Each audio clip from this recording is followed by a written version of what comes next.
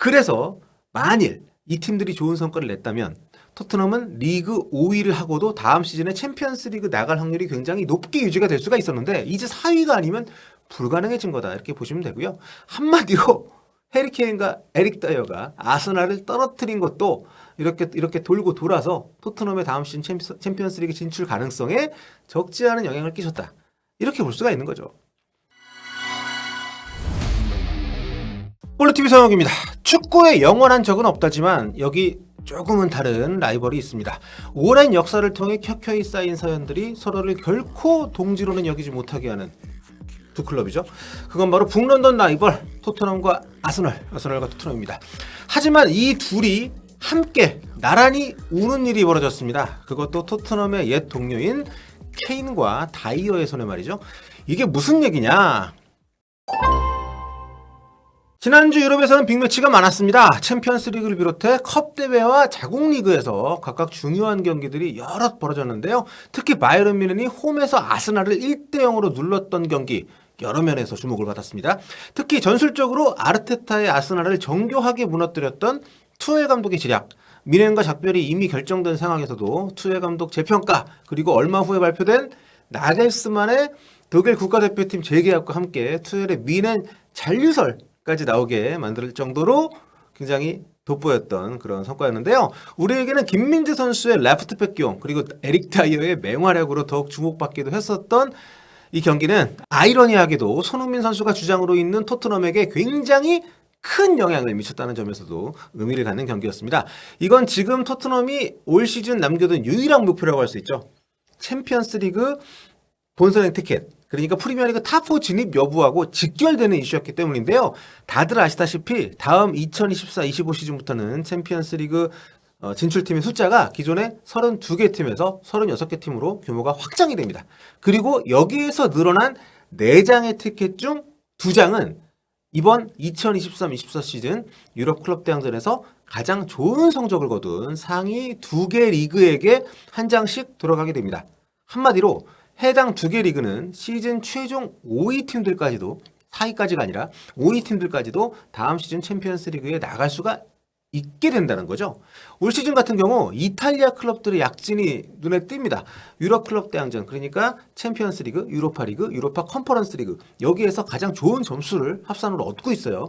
세계 대회 가운데 권위나 규모 면에서 가장 가볍게 여겨지는 유로파 컨퍼런스 리그 같은 경우에 올 시즌 결승전이 이제 그리스 아테네에서 열리는데요. 준결승에 이탈리아의 피오렌티나, 벨기에의 클럽 브리헤, 그리스의 올림피아코스, 잉글랜드의 에스턴 빌라, 이렇게 4팀이 올라가 있습니다. 그리고 그 바로 윗단계 유로파 리그, 여기서는 이 대회는 이제 올 시즌 결승전이 아일랜드 더블린에서 열리는데요. 이탈리아 팀들이 이 대회에서의 활약이 굉장히 두드러집니다. 4강에만 이탈리아 팀들이 무려 2개 팀이나 올라가 있어요. 아탈란타는 프랑스의 마르세유하고 AS 로마는 독일의 무패팀이죠. 레버쿠젠하고 4강전을 치르게 됩니다. 반면 최상위 대회인 챔피언스 리그, 여기에는 이탈리아 클럽은 4강이 없습니다만 독일의 분데스리가 클럽들이 2개, 그러니까 도르트문트, 바이에른 뮌헨, 이렇게 2개 팀이 올라가 있습니다. 이렇게 해서 현재 올 시즌 챔피언스리그 보너스 티켓 경쟁을 위한 UEFA, 그러니까 유럽 축구 연맹 개수 포인트를 보면 이탈리아가 현재 세계 대회에서 3개 팀이 승존한 가운데 지금까지 누적 포인트가 19.4점입니다. 1위예요. 그리고 독일이 역시 3개 팀이 승존한 가운데 17.9점으로 2위에 올라 있습니다.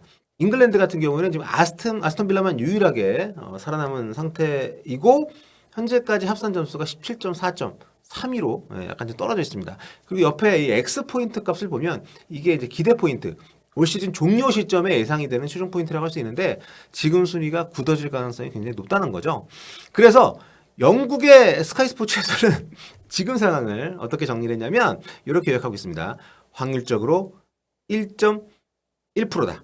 다음 시즌에 잉글랜드가 챔피언스리그 보너스 티켓을 받을 확률은, 그러면서 거기에 이유로 이런 일을 들었죠. 유럽 무대에 나선 프리미어리그 클럽들에게 재앙과도 같았던 한 주가 지난 뒤에 이렇게 보너스 티켓 획득 확률이 급락을 했다. 그러니까 2위인 독일이 98.8%니까 이건 뭐 거의 끝났다고 보는 거죠. 여기서 언급한 재앙과도 같은 한 주, 그게 바로 앞서 제가 쭉 길게 말씀드렸던 그 바이에른 뮌헨과 아스날 경기가 포함이 된 바로 그 챔피언스리그 8강 2차전이 있었던 그 한 주를 얘기하는 건데요. 여기에서 맨체스터 시티와 아스날이 챔스 8강에서 동반 탈락을 했고 유로파 리그에서는 리버풀하고 웨스트햄이 나란히 8강에서 고배를 마신 어떻게 보면 재앙 같은 성과를 재앙 같은 어떤 성과라고 하긴 재앙과도 같은 실패를 일컫는 그런 표현입니다.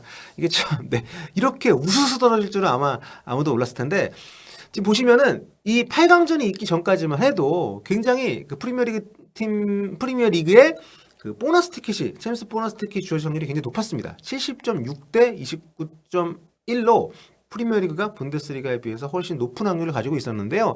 이 재앙과도 같은 한 주에 네 팀이 떨어지게 되면서 사실상 그 확률이 불가능한 수준까지 떨어지게 된 거니까 참 그 재앙과도 같다는 표현이 정말 잘 어울리는 거죠.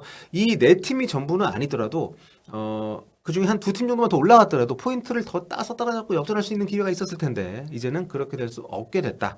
참고로 잉글랜드 프리미어리그 클럽이 챔피언스리그, 유로파리그 동시에 4강에 한 팀도 올리지 못한 것은 2014-15 시즌 이후로 9시즌 만에 처음 있는 일이라고 합니다. 그만큼 좀 굉장히 끔찍한 성과라고 할 수 있는데 그래서 만일 이 팀들이 좋은 성과를 냈다면 토트넘은 리그 5위를 하고도 다음 시즌에 챔피언스 리그 나갈 확률이 굉장히 높게 유지가 될 수가 있었는데 이제 4위가 아니면 불가능해진 거다 이렇게 보시면 되고요. 한마디로 해리 케인과 에릭 다이어가 아스날을 떨어뜨린 것도 이렇게 돌고 돌아서 토트넘의 다음 시즌 챔피언스 리그 진출 가능성에 적지 않은 영향을 끼쳤다. 이렇게 볼 수가 있는 거죠. 그렇다고 토트넘 입장에서 북런던 라이벌 아스날이 잘하기를 바랄 수야 뭐 없는 노릇이었겠죠. 그리고 뭐 미넨 만난 아스날 그리고 레알 상대한 맨시티 이 두 팀이 떨어지는 건 뭐 어쩔 수 없었다 하더라도 리버풀까지 유로파리그 떨어질 줄은 누가 알았겠습니까?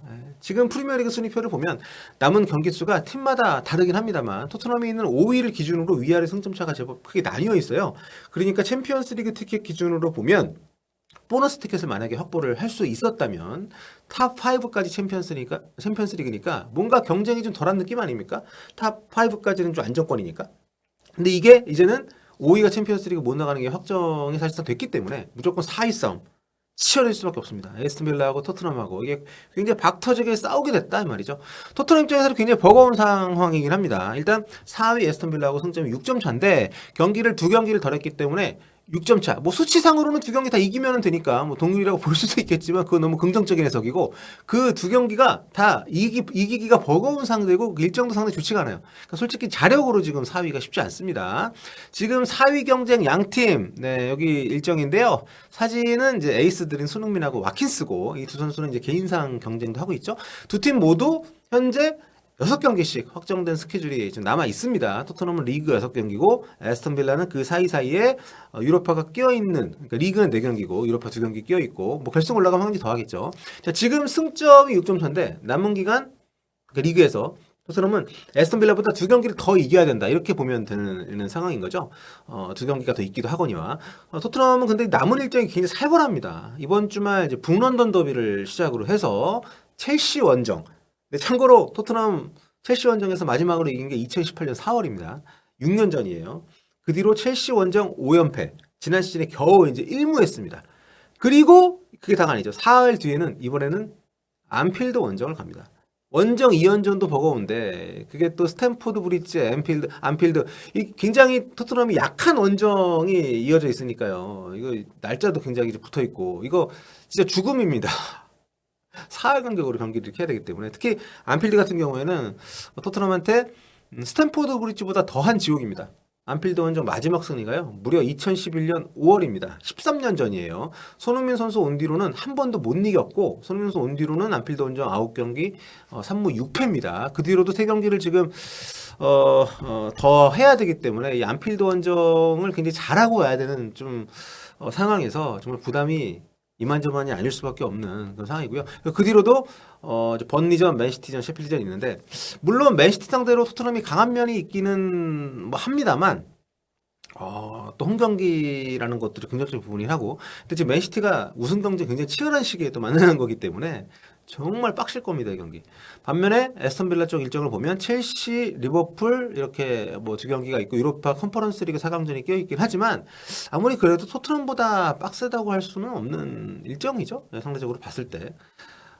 그렇기 때문에 개인적으로는 손흥민 선수를 챔피언스리그에서 본다는 측면에서 지난주에 프리미어리그 팀들이 좀 더 잘해서 챔피언스리그 보너스 티켓을 따내길 바랬었는데, 네, 그럼 5위까지도 네, 챔피언스리그 다음 시즌 나갈 수 있으니까 좀 아쉽긴 합니다. 물론 토트넘 팬들 사이에서는 다음 시즌 우리 유럽파가 좋아, 챔피언스리그 나가면 리그 또 망칠 거야, 이런 얘기 하시는 분들도 있습니다만, 그래도 뭐 돈도 돈입니다만 챔피언스리그에 나가는 것 자체가 주는 어떤 또 이 자부심이 있지 않습니까?